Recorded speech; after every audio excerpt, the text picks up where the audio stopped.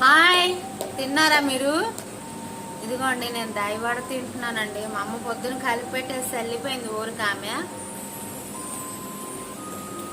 ఇంటికి వెళ్ళాలి కదా, అందుకనే పొద్దున కలిపి పెట్టేసి వెళ్ళిపోయింది అనమాట.